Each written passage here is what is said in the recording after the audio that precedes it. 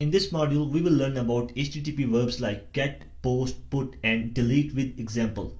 When we talk about database row, then there are four basic operations that we can perform on it.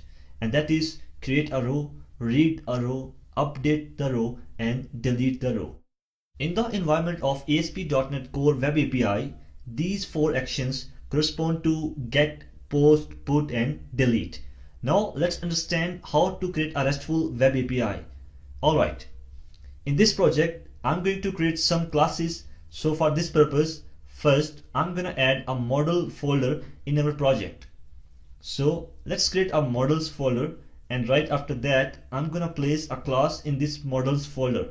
And in order to create a class, I'm going to right click on this model folder and just add a new item, and then simply select this class and just name this to products class, and simply add this inside our project. Well, in this class, I'm going to add some properties like product ID, product name, or product price. So let's add the first property, that is product ID. Well, VS Studio allows us to create the properties via snippets. So I just write prop and hit tab, and this will create a property for us. So far, so good. Now I'm changing the data type of this property to integer, and then just name this property to product ID. Just like that, I'm gonna add another property of type string and name this property to product's name. Similarly, I'm just adding another property of type string and name this to product price. Well, in order to create the controller, first we will need to build our solution, because many times you will get an error. So make sure every time you add a model class, before implementing the controller, you have to build the solution. And here we go. The build is successful. So it means that now we can continue our work. So let's go to the controllers folder. Well, this value controller is already placed inside this, but we are not going to use this controller further. Instead, we will need to add our own controller class. So let's add a new controller inside this controllers folder.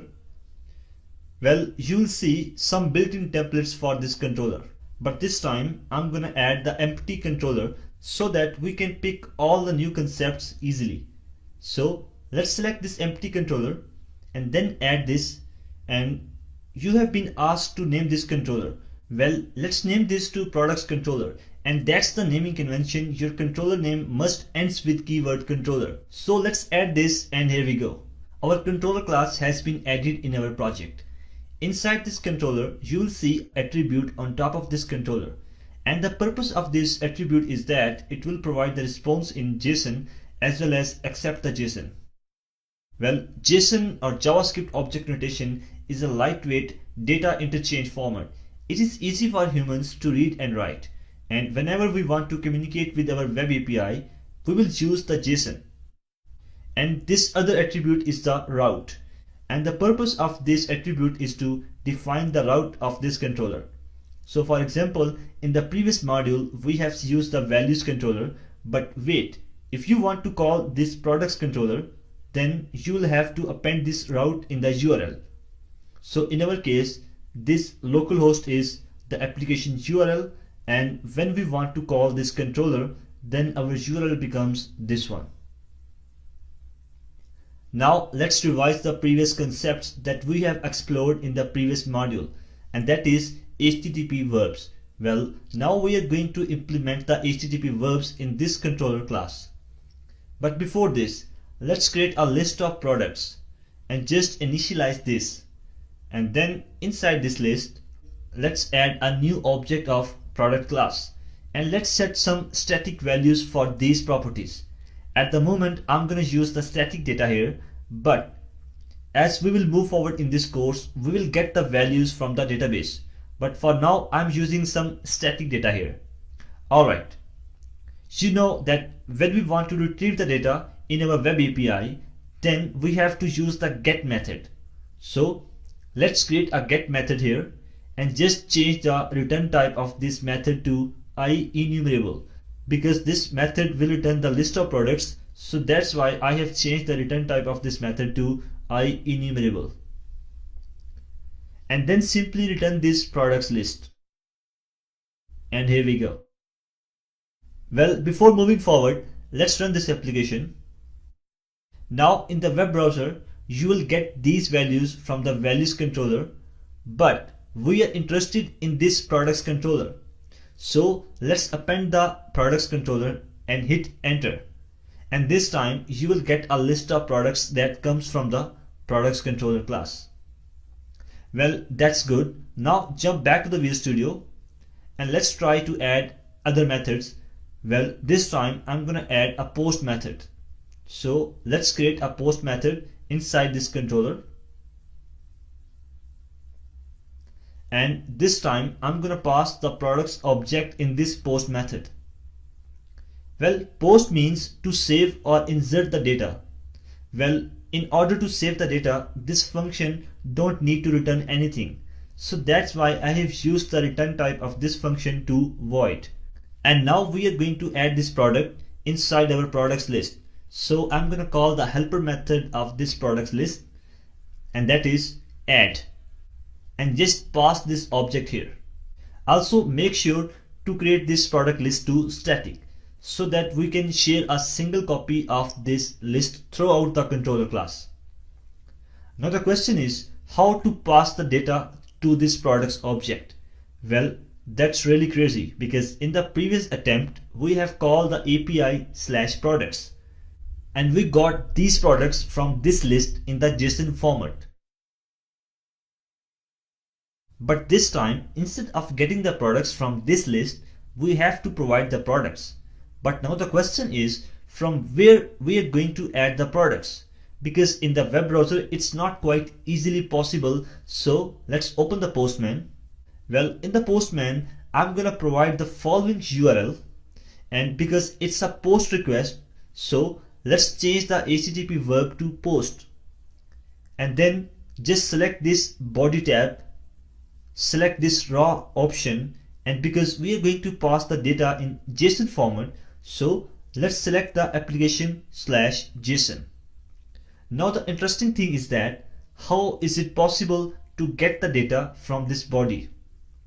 Well, in order to get the data from this body, we will need to tell the post method that kindly get the product data from the response body. So I will add the from body attribute along with these products. Now let's run this application again. And in the Postman, I'm going to write some JSON here. Well, that's the syntax of JSON. Let's add some JSON here. And in JSON, we basically deals with key value pair. Anything on the left hand side is the key, and anything on the right hand side is the value of this key. So we have three properties in our product class. So let's add the ID key and set its value. And in order to write some other data, we need a comma separator. And then just provide the key, that is product name, and just set the value. And similarly add a product price and again set the value. So far so good. Now in order to send the request, let's add a breakpoint with this post method, and then from the Postman let's send the post request, and soon the breakpoint will be triggered. And now you will see that anything that we have provided in the body of this post request will goes to this product object. So let's continue this, and here we go. Now in order to check whether this product has been added to our list, let's call the get request, and this time you will get the third product. And remember that this product has been added to this list in a short term, and as soon as we will stop this application, it will no longer be available to us. But don't worry, we will choose the database as we will move forward in this course. But right now we will need to understand the basics of APIs first, so that we can pick all the advanced concepts easily. Now we have implemented the two methods, the one is get and the second is post, and it's time to explore the put request. As I already said, put is used to update the record, and it's just like post. But we have to provide one additional parameter, and that is ID. And that's because anytime you want to update your record from the database, you have to provide the ID so that you can only update your own record. And same is the result with this put request.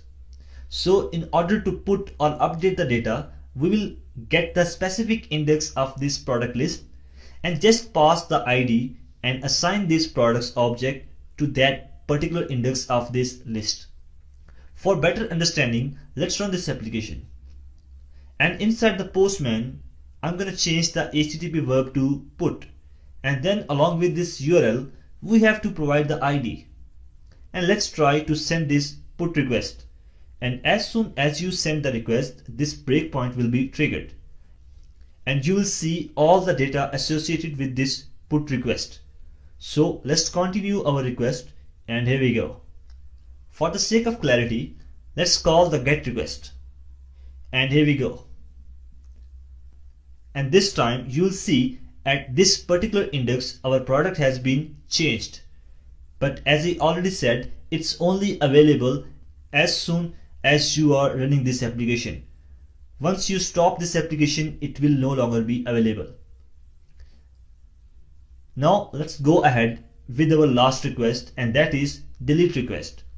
So for this purpose, let's go back to the Visual Studio and let's create a new method and name this method to delete, because this method will not return anything.